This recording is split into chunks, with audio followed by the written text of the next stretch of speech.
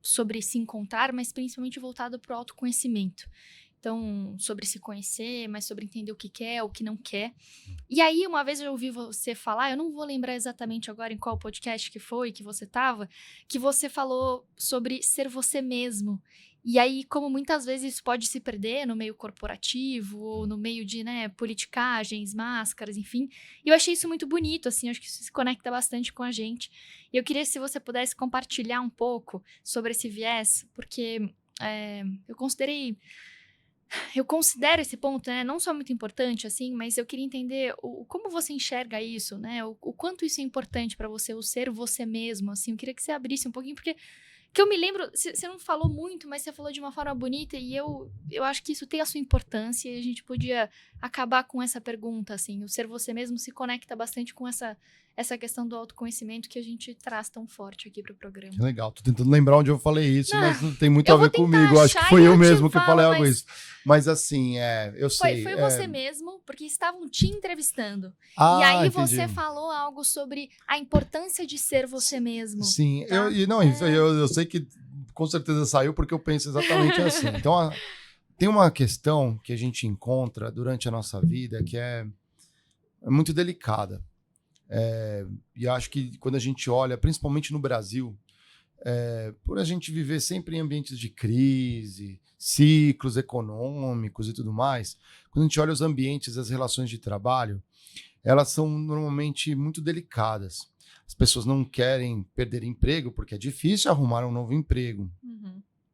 E as pessoas, às vezes, tentam crescer dentro das empresas, mesmo sem querer a função, mas elas querem a posição porque o cargo traz outros benefícios, normalmente atrelados à remuneração. Uhum. Quando a gente vai para outros países, por exemplo, uma Noruega, onde a diferença social ela é muito baixa, salarialmente falando, então ser um presidente de uma empresa não ganha muito mais do que um diretor, e o diretor não ganha assim um absurdo demais do que um operador de fábrica. Uhum. Então, as pessoas também se concentram um pouco mais nas suas vocações. No nosso caso, essas relações foram muito danificadas, erodidas por conta dessa desigualdade social. E as pessoas vestem máscaras. Então, é muito comum, eu já encontrei, por exemplo, mulheres que eram totalmente diferentes no ambiente corporativo. A gente pode atribuir aí uma série de fatores, inclusive por comportamentos, ambientes machistas, misóginos nas empresas, que existe isso. Mas mais por tentar espelhar um comportamento de uma liderança que predominantemente é masculina, e aí ela se transformava. Eu já vi caras que eu trabalhei que eram pessoas extremamente gentis, mas que quando estavam em ambiente corporativo assumiam uma posição dura. E realmente, não parece que caramba, a pessoa se transforma na empresa a ponto de não literalmente, tá, mas chicotear os funcionários, exigir algo que não parecia nem a mesma pessoa, com a mesma candura, com a mesma coisa que ela tinha, né, fora do ambiente corporativo. Mas por quê? Porque viu em lideranças anteriores que aquele era um comportamento que funcionava para se estabelecer num negócio e tudo mais.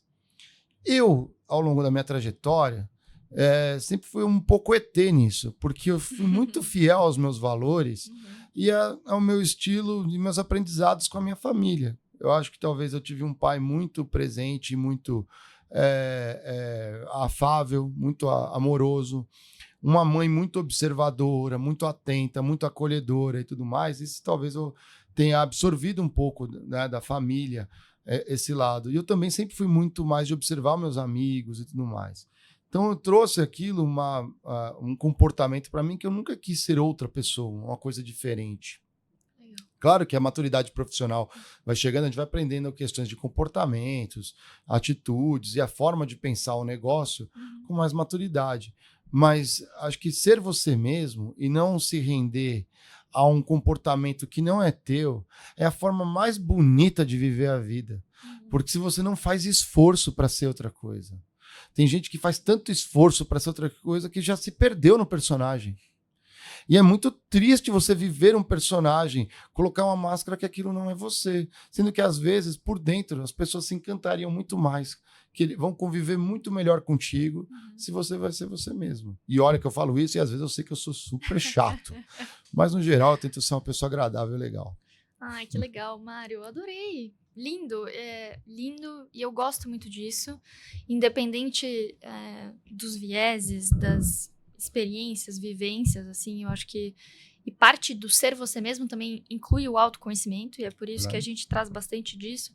Eu gosto de trazer as vivências, de explorar bastante isso nos nossos episódios, para justamente trazer essa visão, né? Do quanto a gente realmente se conhece. Às vezes a pessoa vive a vida inteira nesse ambiente, se moldando, e às vezes ela também não entende esse lado que existe dentro dela, né? O que sou eu mesmo, né? É isso mesmo. Então, trazer um pouco dessa pulguinha atrás da orelha, assim. Mas que bom, obrigada por compartilhar isso.